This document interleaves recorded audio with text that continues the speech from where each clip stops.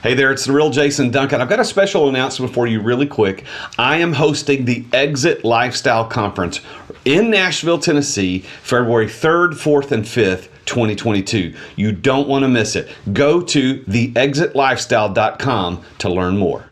Bringing up others, helping them achieve and exceed their potential is also a very, very fulfilling part of success to me. Well, if that is the definition of success as defined by you, do you consider yourself to be a successful person? Yeah. I mean, I would say that I'm never quite, I would say successful person, but always chasing something that I'm probably, I'm pretty unsatisfied constantly. And what I mean by that is like, I don't sit still and rest on laurels and feel like I have accomplished enough. It's more a matter of, like, what have I done today? What have I done today to contribute to our family's well-being, to my health, and to those around me? And if I can't necessarily do that every day, then am I really a success, right? Like they can't sit there and just stare at a scoreboard that existed over the last 10, 20 years and feel good about that. I mean, it's more like, what can we go do in the next 24 hours that will help ultimately lead to something more impactful for others?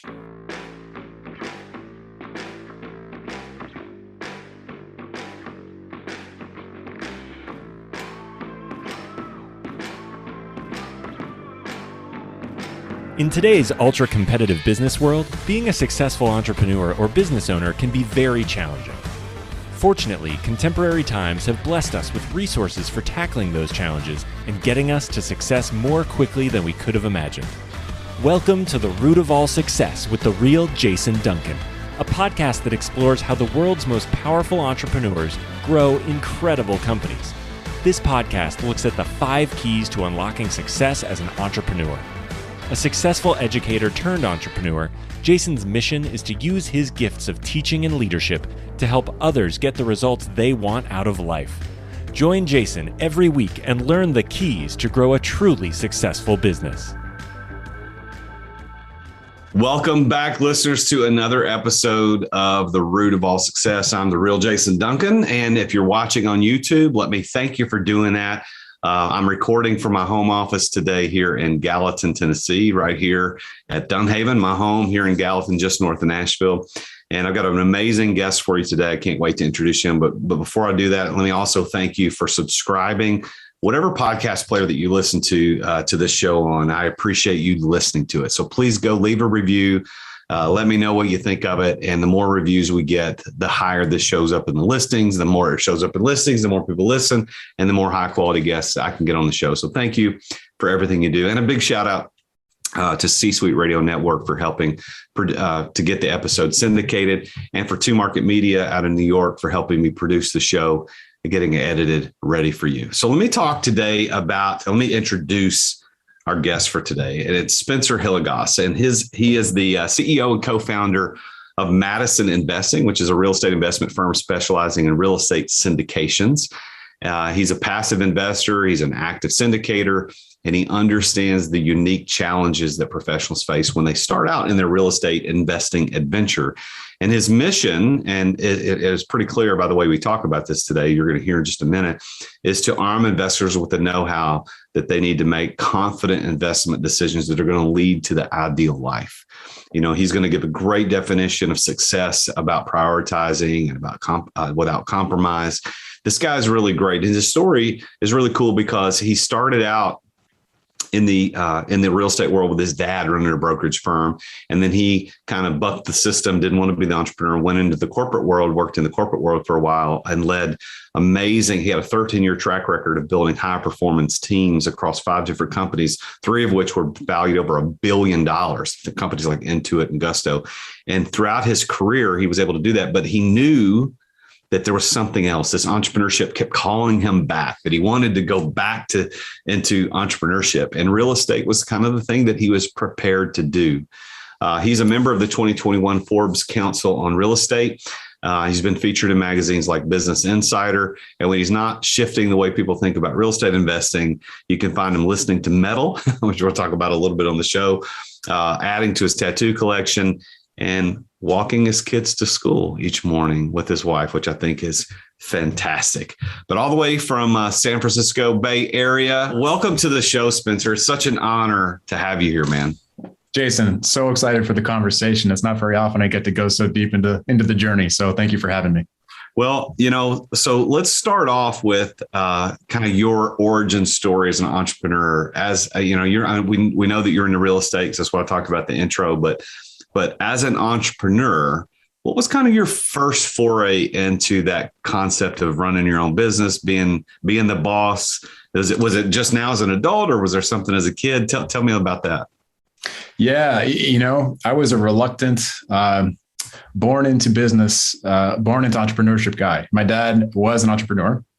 He actually was a real estate broker, had his own business for about 30 years, built it to the point where he was one of the top residential real estate brokers in the country in the 90s. And he was making me work in that business. I was not enjoying it for a lot. In hindsight, I think I learned a lot more and appreciated a lot more than I did at the time, as is normal with many of us when we're young. I technically started in that business at the age of 6. I don't think that necessarily counts for meaningful learning, but I will say that around the teenage years, I was doing open houses. I was like a gopher for some of the properties that he had. I was doing all kinds of stuff. And most importantly, I now cherish the stuff that I observed about him, Jason, where I used to be so confused when the guy would go outside and go to his office and he would be working at 4 a.m, 4:30 in the morning. And I was like, how the heck would anyone ever want to do that? And here I am as the guy who wakes up around that same time on a regular basis. So your dad was the entrepreneur, kind of got the bug going for you, and you saw what he was doing. Did you understand how that had a financial impact on you as a family, or was the money disconnected from his work and what he was actually doing? I didn't understand. It's such a great question. I mean, I think I started to understand it truly when the business started to implode for a lot of reasons much later. And I don't know how far, if we want to go into this, but I'll just say it briefly.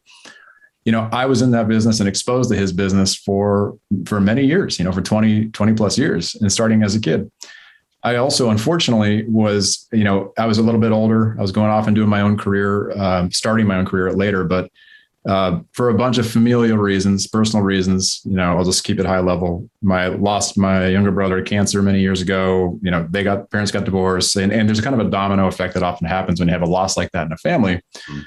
And the impact was significant. I mean, that was watching our lifestyle, which had gotten very comfortable based on one stream of income, which was that brokerage business, to having it drop off a cliff, and pretty rapidly. And as a result, we downsized, we downsized significantly.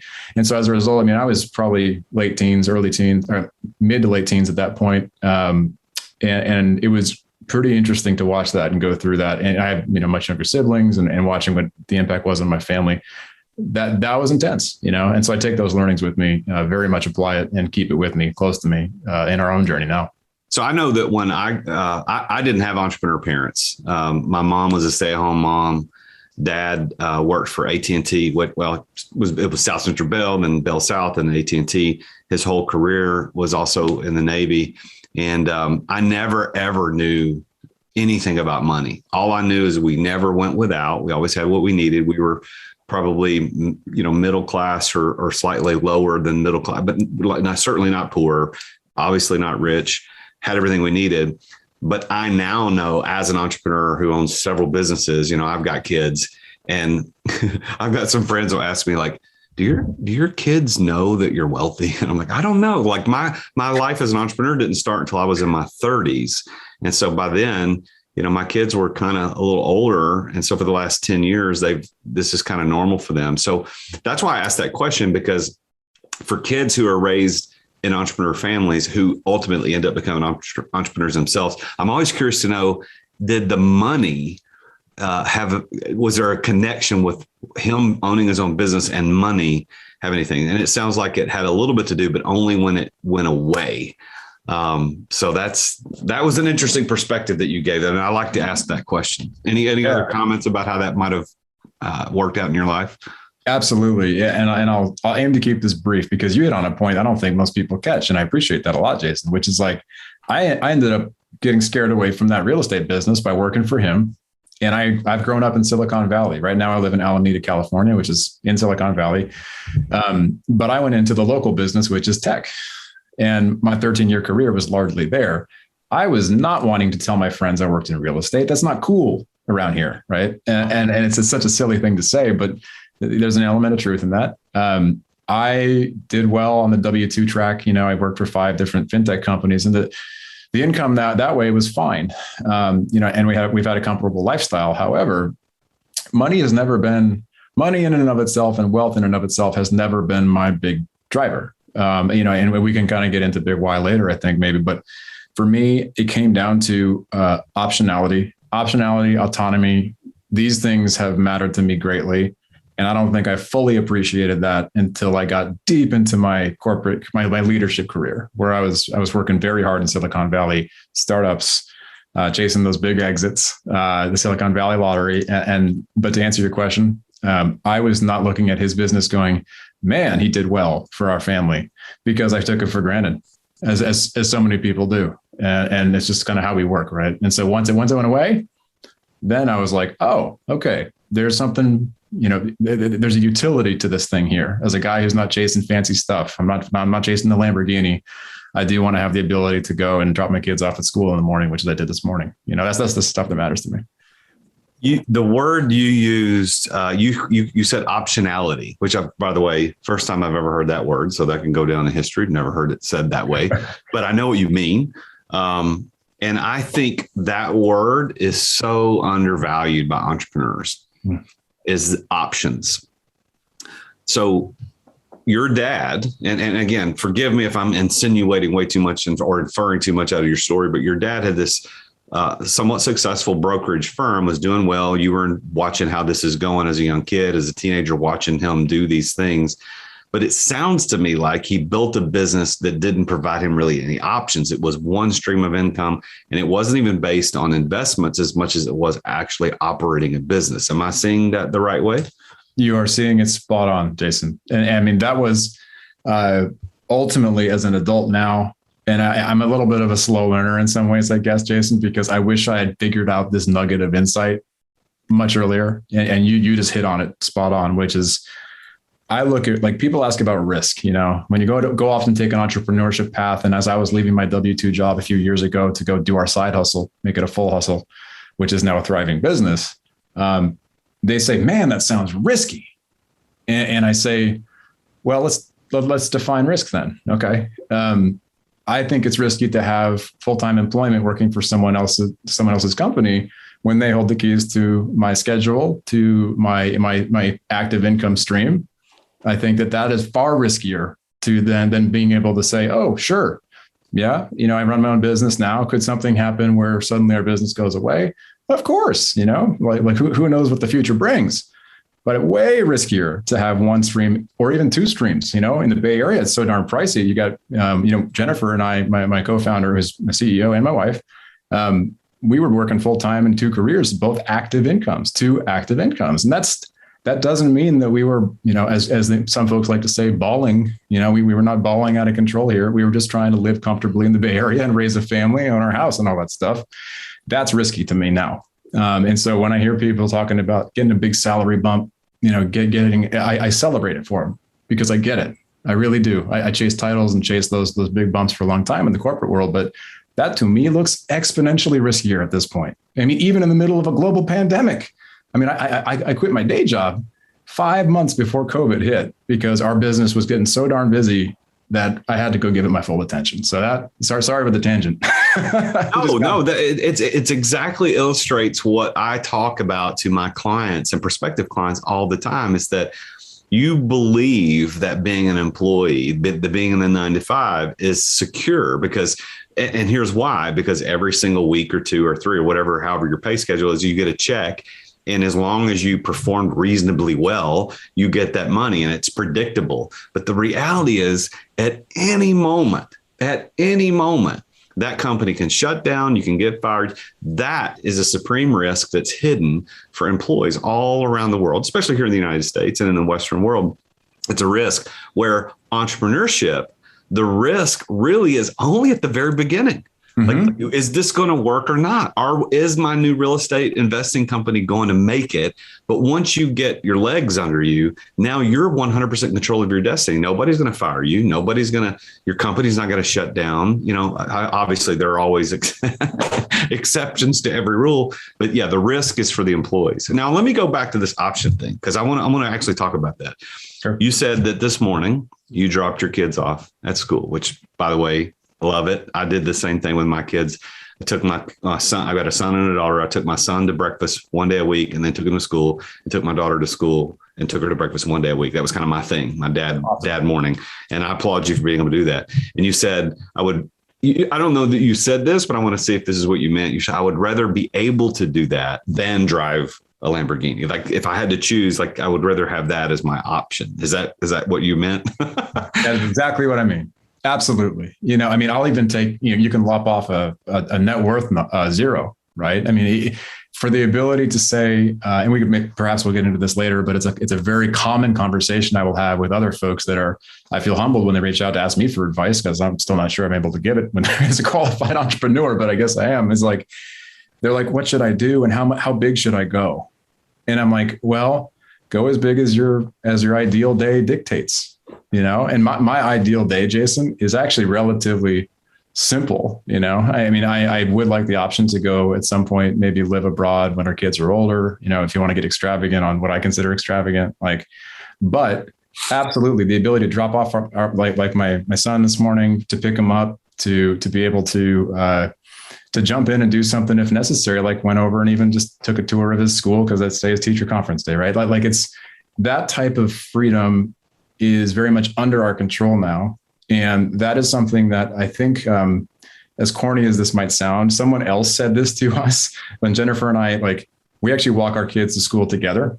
And some folks kind of look at us, and we've gotten questions from folks saying, wow, how do you guys do that? And it'd be like, well, we run our own company. We work really hard, but we do control when we work hard.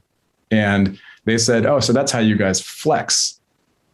And I was like, what do you mean flex? And then I mean like showing off your success. And I didn't even think about it that way. I'm not a showy guy, but I was like, okay, sure. I mean, if you want to consider that our flex, then hell yes. Absolutely. I don't need the fancy car, but I do want to be able to choose, how to focus on, our family and being a great dad and being a good husband and being able to help others when I can do that. Listen, Spencer, I love that. And I don't consider that a flex. That's just a desire in life. That's what true success is about, doing what you want to do. And I really applaud that. Actually, truth be told, the podcast that it was supposed to record earlier this morning, because I record multiple shows on Fridays, the podcast I was supposed to record this morning, the guy canceled yesterday. And he apologized. He said, but here's the deal. He said, my daughter's track meet was rained out earlier this week, and they rescheduled for this morning. And that's a non-negotiable for me. I got to go do it. And I'm like, I applaud you, dude. That's what you got to do, man. And I would do the same thing. I think entrepreneurs have those options and there's a big if they build a business that doesn't run them. And that's the trick. So it sounds to me like you and Jennifer have been successful in building up Madison Investing in such a way that it allows you those options, that you're not tied down to the job, and the business isn't revolving around every decision that you make and all the work that you put in. It's kind of a system. So how did Madison Investing get its start? How did you guys start that? Yeah, it was, I guess, organic. And when I tell people that, they're like, what does that really mean? So I was working in a leadership job in a tech company at that time. It was a real estate tech company. I won't go too far into this, but I was leading a team. It was demanding. I was truly accountable to a group of people, that I'm supposed to be serving, and I'm technically managing them, but I'm trying to do a good job for them. So I had to go in and do that during the day. And we were looking at first just to go build our own wealth in a smarter way as investors ourselves. So we weren't even looking to go build a company. We were just trying to go and figure out how we can better invest. And that led us to real estate as one of other asset classes that we like. And we started, we bought some rentals, and we eventually found out that wasn't a great fit, because it was more work than we wanted. But ultimately we started as basically the consumer of the product, which we now help other people purchase or invest in. And we were so compelled by it, like investing in apartment buildings and syndications and stuff. And so we did it for a couple of years. And that was a passion point just as an investor. And like, as a guy who was just focusing on my day job and building the teams and building companies. And then eventually it was like, oh, wow. A lot of folks a lot of my colleagues were asking about it. They were, and they were like, what are you doing? Well, like, where are you putting your money? And it was just kind of light bulb moment at the same time. Like, wow, I find this stuff interesting. So interesting. I think I read 24 books in an 18-month period just on the topics related to it. And I'd listened to 400 plus podcasts, quality podcasts like yours, Jason. And I think I went a little overboard. It was an obsession, full out. And I started allocating every single minute other than family time and work time in the day job, capping my 40 hours, which was hard for me to do because I'm a guy who likes to go above and beyond. And I started building the business around that and partnering with folks in other states and putting together real estate deals with them. And so you said that you guys actually left your day jobs 4 or 5 months before the COVID pandemic really kind of got underway. But I assume that you didn't just quit the day job, then start the investing company. There was an overlap, right? So what time did you start doing your own thing kind of as a side hustle, as you referred to earlier? Yeah. I mean, I would say it's hard to pick that date because I started researching and doing all the relationship building at a certain time. We started it in 2017. If you want to count, like when was the work getting done? And I was just hustling and I was doing it on nights and weekends. When I say nights and weekends, I'm a morning guy. I was up, waking up at 4 for about 2.5 years, every weekday without exaggeration. And I'd much rather do that than the 1 a.m. email. And I'm a 4 a.m. guy before our kids would wake up and before I had to go deliver on my obligations at my day job. And the only thing that got me through that was caffeine, but also seeing the light at the other end of the tunnel in terms of the lifestyle that we wanted.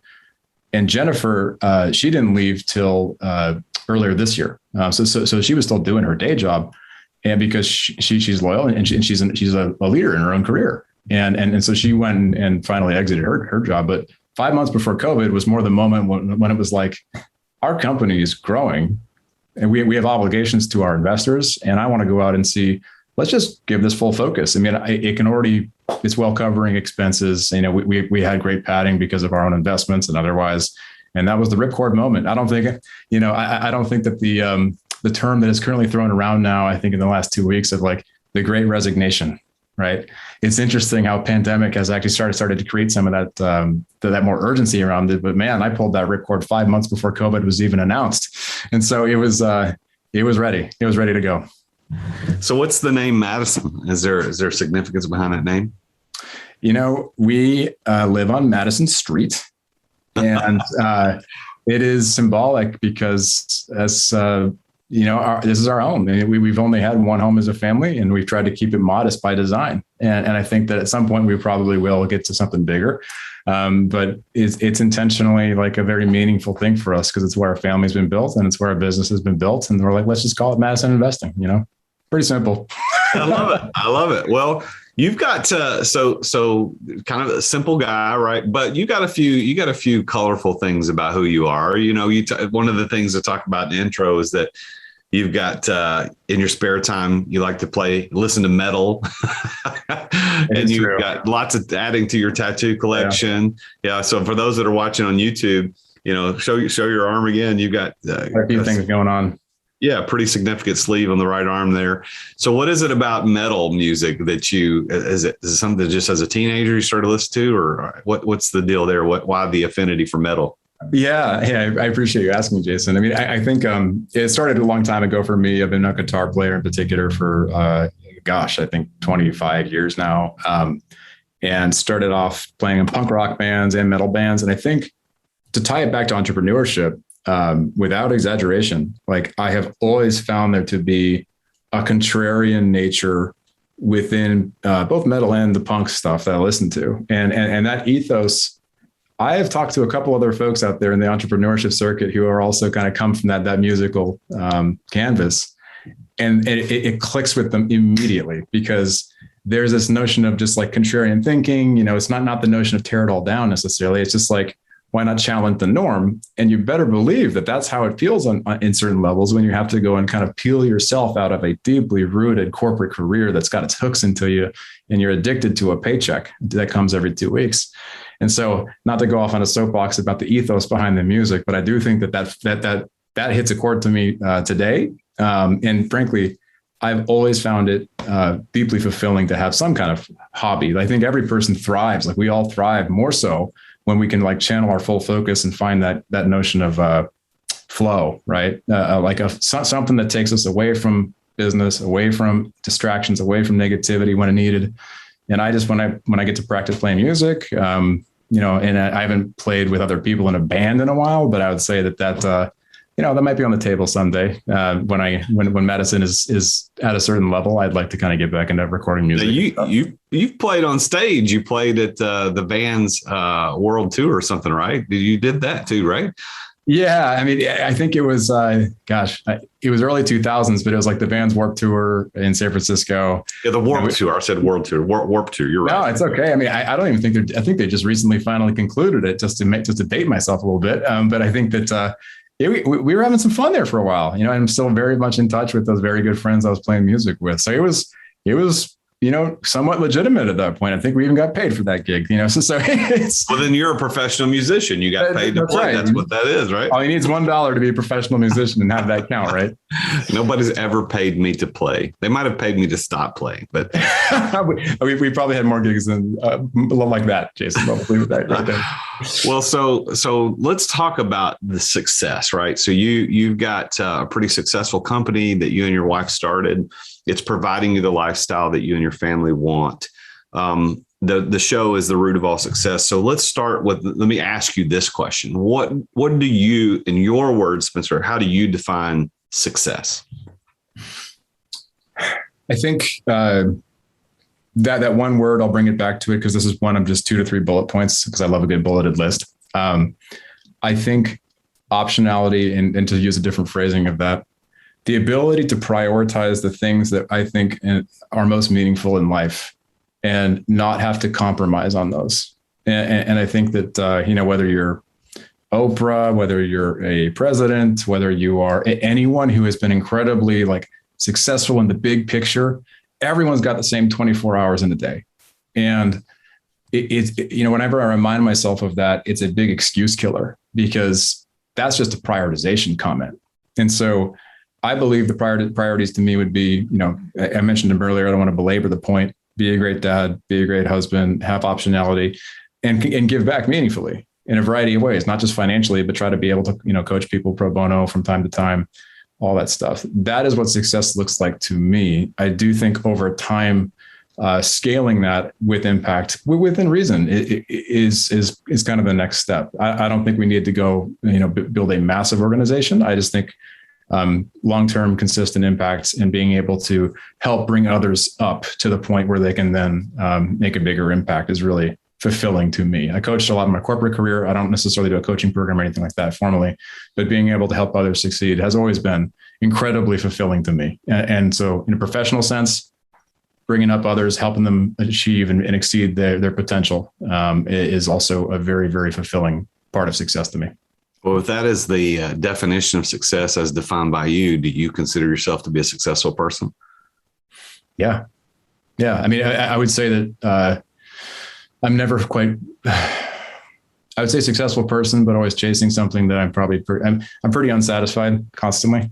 And what I mean by that is I don't sit still and rest on laurels and feel like I have accomplished enough. It's more a matter of, what have I done today? What have I done today to contribute to our family's well-being, to my health, and to those around me? And if I can't necessarily do that every day, then am I really a success, right? They can't sit there and just stare at a scoreboard that existed over the last 10, 20 years and feel good about that. I mean, it's more like, what can we go do in the next 24 hours that will help ultimately lead to something more impactful for others?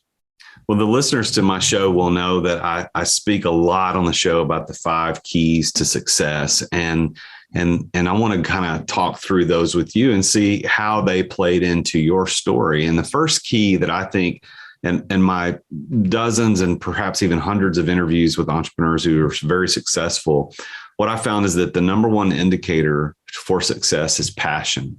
And passion, there's 2 sides of passion. There's the passion side that's emotional, that you love it, you get juiced up by it, it's energy giving. And I think that is a huge indicator for success. But the other side of passion is the one that I think is the actual key to success. And that means that the word passion actually means willing to endure. For those that follow Jesus, as I do, you know that the passion of the Christ was referred to as that the final week of Christ going to the cross. And it wasn't that he was excited, juiced up, energized by it, although that's what most people think about that when they think the word passion is. It actually means willing to endure. That's where the word comes from. That's why we call it the passion of the Christ. So in terms of success, I believe that the number one and most essential key to success is that you have to have passion, the willingness to endure for the thing that you're building or for the people around which that thing is built. So would you agree with that? And then second of all, kind of a follow-up to that question, whether or not you agree, did that passion, that willingness to endure or the emotional side of passion play a part in your story of becoming a successful entrepreneur? Oh, that is potent stuff, man. I appreciate that a lot, Jason. I think the willingness to endure, probably popularized way to say that too in a couple circles and books would be grit, trendy way to say it. I think I completely agree with that. And I'll give just maybe 1 or 2 very specific brief examples as to how that played in for me. And this is even before the entrepreneurship journey technically kicked off. But I know the specific moments, like there's 2 or 3 specific decision points. And I'm sure you have these too. Everyone does, where it's like that decision 15 years ago, that none of this would have happened without that decision. And there's a few of those for me. One of which was, I turned down this is a few companies ago, still working in my corporate career, tech companies.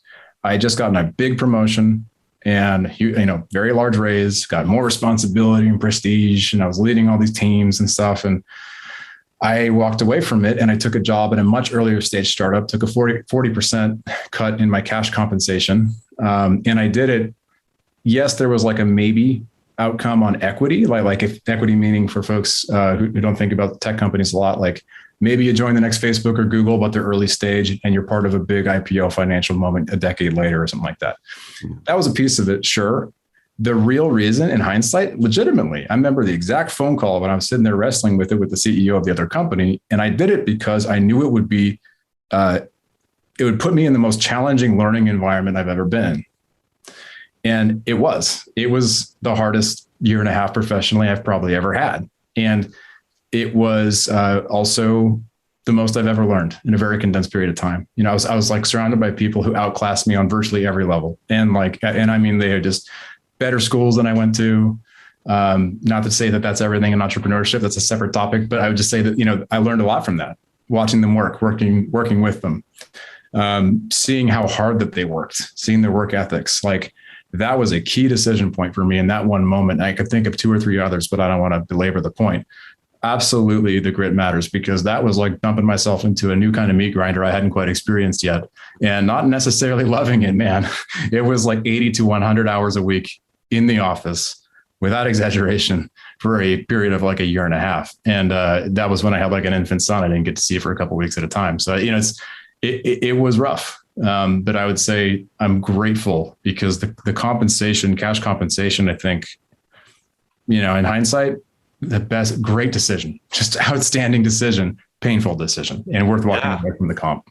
Well, and that goes back to what we were talking about earlier. We think that it's safe and comfortable, but it's actually very risky to maintain or hold on to that as a place of comfort in W-2 employee and being a W-2 employee where you're getting compensated from a salary or even hourly, but you took that leap and were willing to endure through a 40% reduction in cash compensation to take another step in your career, ultimately leading to starting a company, you and your wife together. Now, the second key that I've found to success, as I've studied successful entrepreneurs like you, is that they have this right place, right time moment in their life. And I think you already kind of alluded to that, but it could be a decision. It could be a place. It could be an opportunity that presents itself. But had you not been in that place at that time, it wouldn't have happened. What part of your story can you point to that actually happened for you? Yeah, very specific one. So my fifth tech company I was at, real estate tech company, I think they've rebranded. By the time they were called Lending Home, and biggest fix and flip lender in the country at the time. It wasn't that way when I started. It was that way when I left, along with a much broader, smarter team than me supporting that. But I was sitting there leading teams of people who, maybe half of which were actual fix and flip real estate investors on nights and weekends themselves. And I would sit there in their one-on-ones because I was their manager, and we'd be talking about their work, but also just about how are they doing. And they would come in with like physical abrasions on their hands from like peeling off parts of their ceilings and walls, and their flips they're working on the weekend, all this stuff. And I'm sitting there going, man, they're doing this stuff. I cannot swing a hammer at all. So what they're doing is not for me. I mean, I thank YouTube every day for helping me fix stuff around the house, but that's relevant because I saw what these guys were working on, and I got so curious because I'd see them at the office after hours even, and they were there late. I mean, they were there late, like working on something, and it wasn't necessarily day job stuff. And I got so curious, and as I started to talk to them, and some of these folks have gone off, they're not even in the W-2 world anymore, being around these coworkers though. And these are folks that work for me. And I'm sitting there going, they've built very successful companies that are thriving right now. And I couldn't believe, wow, they're doing this. And so that was a formative moment for me. It was kind of like, I'd seen the signals, but I really sometimes am such a slow learner. I needed some kind of proverbial slap in the face, probably, Jason. And that was it. It was like, they can do it. I can do it. And I just have to find the right strategy, and I have to figure out how to go and channel all this enthusiasm and passion into the right type of products, right type of business, and be consistent and just execute over time. I think that I think I know the answer to the next question I'm going to ask about the third key to success, and that's knowing the right people. And I think that it's probably at least one of those people is your dad, because he taught you and showed you what it was like to be in real estate early on in your young formative years. And but there may be other people, but here's what I know: in the journey to success as an entrepreneur, it's never done in isolation. It's not done in a vacuum. It's not done by yourself. Now, you are the worker. You are the person to make it happen. You're the founder, the architect of that dream. However, there's always at least one person, perhaps even multiple people, that you can point to as a successful entrepreneur and say, if I didn't know that person, I wouldn't be here today. If I didn't know this person, I would be. Who besides, and you can confirm whether or not it was your dad, but besides your dad, were there anybody else? Are there any other people that you could point to, say that person made me the successful person I am today had I not known them? And it could be a good influence or bad, either way. Sure. I do have to validate the observation. I'll give a different one, but I will say it ultimately, I owe it to my dad to say that it is him. So I would say number one is him, as a table stakes answer. I'd say, the saltier younger me who thought he had it all figured out would probably have said, "Oh, it's not my dad," but yeah, it's my dad. Beyond that, there's actually a mentor of mine who is a person I have a very strong relationship now on a friend level as well with, and I'll leave him anonymous because he doesn't know how to be mentioned on my podcast or anything. But it's a mentor that I've known for years. He's actually a little bit younger than me, but he has shown me so much of what it means to prioritize others. And I feel like in my earliest formative years in my corporate career, like many of us in our 20s, probably early 20s, I was very focused on me. And I think that without his influence consistently over a period of time, I wouldn't have gotten that wake-up call as to how truly focusing on the serving of others is the ticket to success. And that includes financial success over a long enough period of time. And yeah, I could probably keep gushing about that, but I would just say at the core, that's really what it comes down to, is serving others and work ethic. And I'm deeply grateful for my relationship with him today. Well, I don't want to blow it up. I don't want you have to mention him if you don't, but I know the power that there is in naming that publicly, not only for you, but also for that person. So I'm going to give you one option to say his name, but if you don't, I'm going to honor that as well. But here's why. I asked this question, most of my guests, and some of the guests, I don't get into these specifics, but most of the guests, and there are times when I actually ask that question that they had not yet thought about it. And I say, well, who was it? And they'll go, wow, it was so-and-so.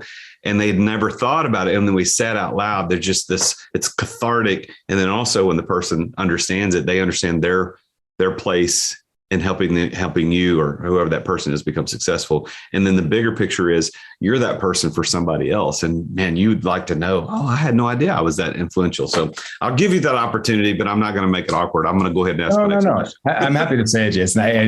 His name is Mike Zipparoli. So, yeah. Way to go, Mike. Yeah. My man. Well, the fourth key to success, you got passion, you got to be in the right place, right time, and the right people.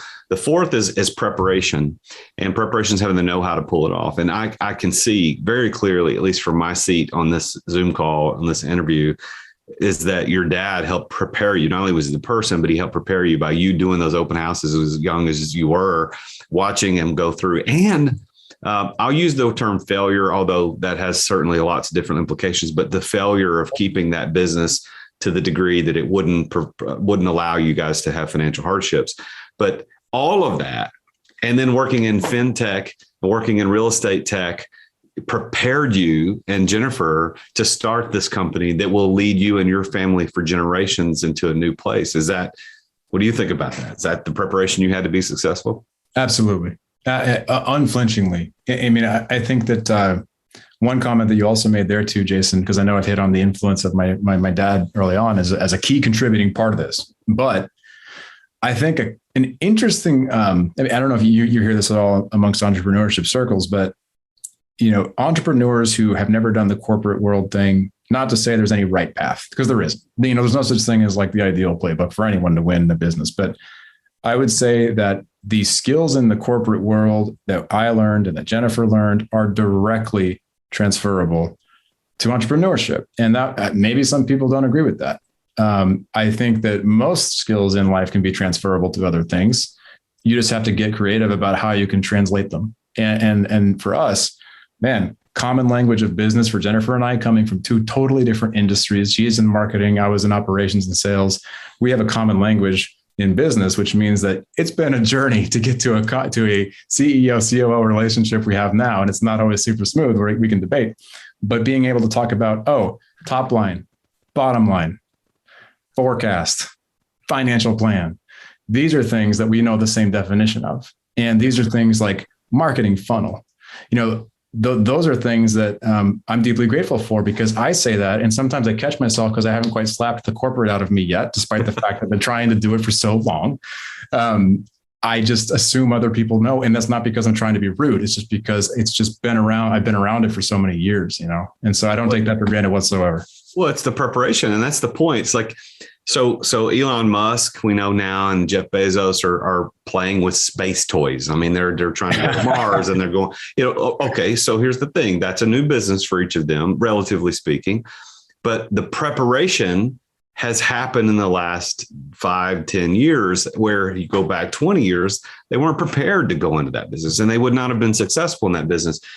Just like for you, if you decided to go into ecological studies of some weird sea creatures or something, I don't know. I'm just making crap up, but you weren't prepared to succeed in that. But real estate, you're prepared for that. That doesn't guarantee success, but is a key that unlocks success for you because you're prepared. And that's why I bring that up. And then the fifth key, Spencer, that I see in so many stories of successful entrepreneurs is their plan. And if you've noticed, they're all P's, right? Passion, place, people, preparation, plan. And plan was the one that I forced into a P more than any of the others, because I don't mean business plan.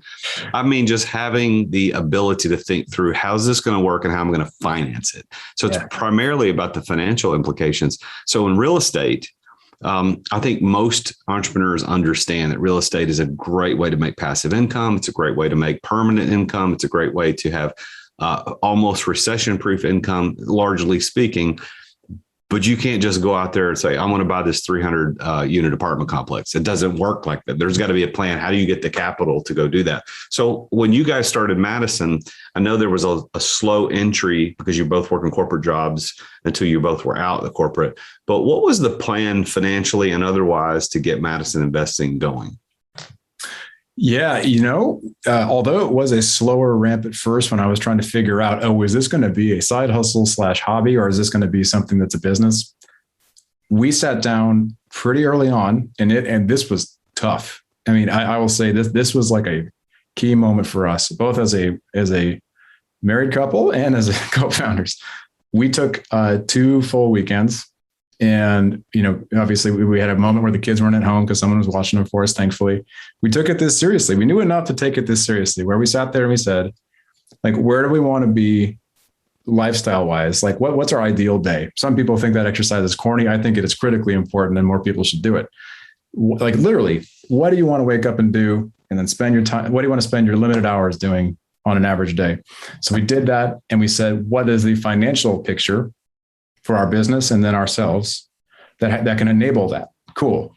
Then we define that. So ideal day, number 1, financial picture, number 2, and then number 3, the hardest part, operationalizing it. And what that really means, instead of the fancy word, would just be how quickly can we get there realistically while also squashing excuses about having to go too fast and it's too hard. Yeah. And I think we picked a ridiculously far out number. It was like 15 years. We're like, in 15 years, we'll be at this level. And then we said, no, that's too long. And we chopped it down to 7. And in that same weekend, Jason, just to keep it brief, there was like, we were putting sticky notes on the walls about where we're at currently, the strengths, weaknesses, all that stuff.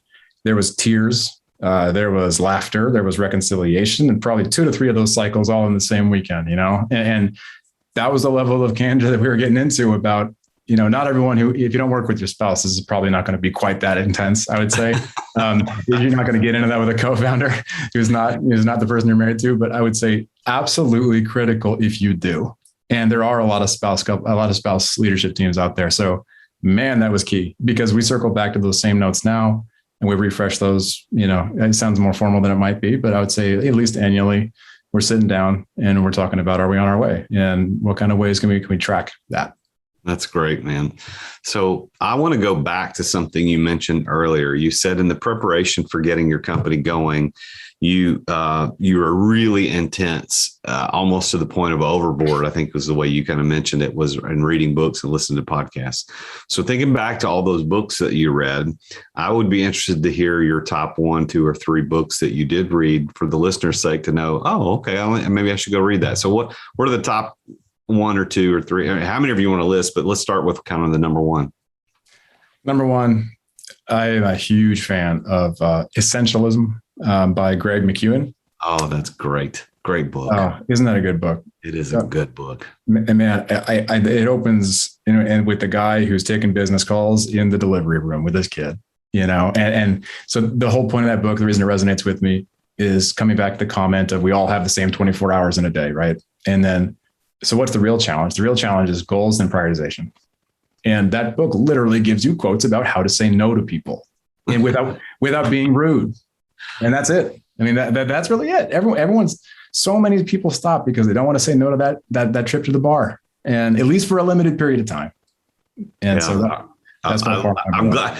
You're only the first or second. Maybe, you're not the first because I've heard it before, but the only 2 or 3 people who have ever, when I ask about great books, have said that. But I have recommended that book to so many people. I remember there's one story in that book. I'll get all the details wrong because it's been a couple of years since I read it. But about the airline disaster, the greatest airline disaster at the time. I think it was that book where the guy, the number 1 pilot in the world, and and there was a big disaster. But I remember using that story out of that book in a speech I gave to a leadership conference.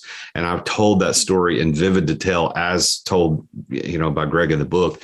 And to the point of, for leadership, you've got to pay attention to the details, what's essential, and then leave out what's not. So I'm glad that you mentioned that. Is there another book on the top 1, 2, or 3 pieces of your list on great books that you read?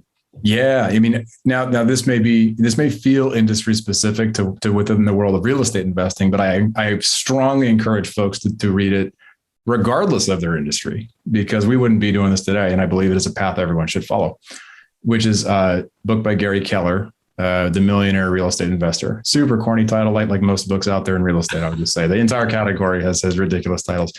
I mean, I also pump the book with no financial implications. So hopefully Gary's okay with that. But I'll just say, the notion that people should work for their money as opposed to buy things that produce income streams for them is just a big change. It's a massive change for most people. And if that's a new concept and they're like, what the heck are you talking about? Just go pick up the book. It doesn't matter if you necessarily go the real estate way. It's just the notion of the fact, coming back to the comment from earlier, Jason, of like, is your household tied to one active income? And it really gives you illustrative examples about like, what stage of life are you at? Are you at the build wealth stage, or are you at the retain wealth, protect your wealth stage? Most people want to be in the build wealth stage. And I think unfortunately, many people don't really get to that stage or realize they're supposed to be at that stage. So that's the kind of stuff that book hits on. And I would just say, go pick that thing up right now if you haven't read it before. Well, actually, that is one real estate book I have not read, and you're not the first person to mention it. And so I feel bad about have not read it, but The Millionaire Real Estate Investor by Gary Keller. He's also wrote the book, The One Thing. I think that was probably his most popular book. Well, let me do this as we kind of finalize our conversation, kind of bring the show to a close. I like to ask people like you at the end of these shows to speak directly to the audience. Now, there are certainly lots of very, very successful people who've eclipsed your success and my success combined, with lots of zeros on the end who listen to the show. Then there's others that are on the very beginning stages, like you and Jennifer years ago, where you were starting this thing, but didn't really have a plan. You didn't really know how you're going to do it. I want you to speak to that end of the spectrum, all the way to the very beginning, back to where you used to be. Now that you're a successful entrepreneur, what would you say to them? What pieces of advice would you say? Do this, don't do this, read this, go there. Like, what would you say to them?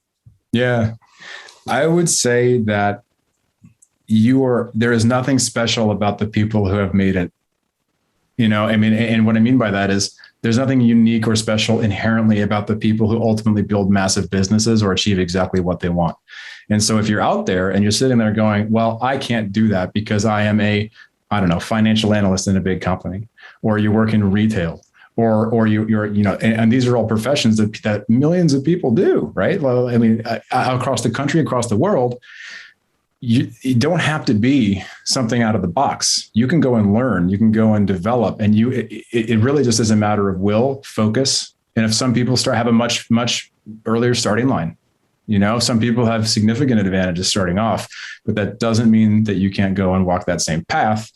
It does take a lot of going outside your comfort zone relentlessly and just believing in yourself until the traction helps you get some more of that belief. Because at first you won't have the traction. So all you have is raw belief in the people around you to encourage you and occasionally falling on your face, but you can do it. I mean, really, truly anyone can do it. It just has to do with conviction and knowing what you're going for. You know what? That's good. That's really good, Spencer. I don't think anybody's answered the question the way that you just said it. And I think I would add to that, just my perspective on it is that one of the problems in the world today is people who don't take responsibility for their own actions. And there's this huge victim mentality we're dealing with in this society, this culture where, and you used the word advantage. You said some people do have a significant advantage. And certainly I don't think any of us would argue with that. Yeah, there are certain people who have an advantage that others don't have. But the reality is you have to take responsibility for your own actions. The comparison is not between you and that person. It's between you and what you did yesterday. That's right. So yes, that person might have started at the 50-yard line on a 100-yard dash, But the reality is, this isn't a race against one another. This is your individual race. It's an individual competition. And if you just look ahead and say, well, that guy's ahead of me, that's not fair, you're never going to be successful because you're making a comparison with things that don't matter. My comparison is not to my neighbor or to the other entrepreneur, or quite frankly, to you. I'm not compared to you. Now, I look up to people that I interview on the show, but I don't do an unhealthy comparison like, wow, I wish I was there. No, did I do better today than I did yesterday? And I know you didn't say those words, but that's what I was hearing as you were talking. And I love your perspective on nothing special about these people who made it. No matter what their advantage or disadvantages were, you can do the same thing. That's fantastic, Spencer. I love that. How could people who are listening right now get in touch with you if they like what they're hearing and say, I want to do business with this guy, whether investing, because you do syndications, which I talked about in the intro. You do syndications, which is where we can take our money to you and you to go do all the hard work of investing and we just get paid on the back end. But how would people get in touch with you in general? Yeah. So we have a website, madisoninvesting.com. And yeah, you can either book time with me on there or just fill out a form and, join our newsletter. Also, I'm big on LinkedIn. I know everyone has their own social media, enthusiast, whatever platform you're down for. I'm a LinkedIn guy. And so feel free to connect. I will post on there a few times a week, but madisoninvesting.com is the primary. And so you can find him, Spencer Hilligoss, and the last name is Hilligoss. So when you're looking him up on LinkedIn, go look up Spencer Hilligoss, Hilligoss. And I did look you up on LinkedIn just today before the show. And yes, you obviously are putting a lot of time in there because you have a lot more followers than me. And I don't see a lot of people with a lot of that many followers on LinkedIn. So kudos. I wondered, wow, that's a lot.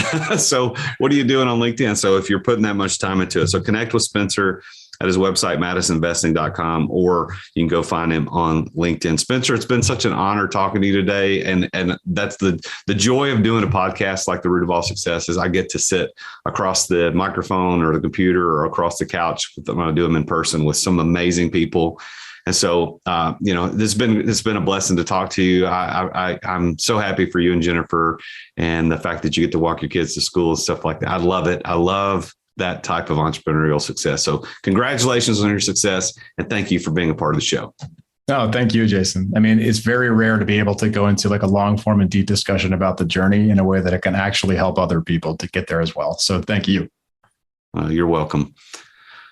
Well, there you have it. Yet another amazing success story from a super successful entrepreneur like Spencer Hilligoss. And what I love what he said about his definition of success there is that it's the ability to prioritize without compromise. And I love that. And not only that it rhymes, I just think it makes sense. It's like your job as an entrepreneur is to build your company in such a way that you can make your priorities the way you want them without compromise. And so many entrepreneurs, unfortunately, start businesses and build them without that in mind. And the building of the business ends up running them. The business owns them rather than them owning the business. And rather than being their own boss, they become their own employee. And rather than trading the 9 to 5 for your own thing where you have more free time, you traded a 9 to 5 for a 24/7.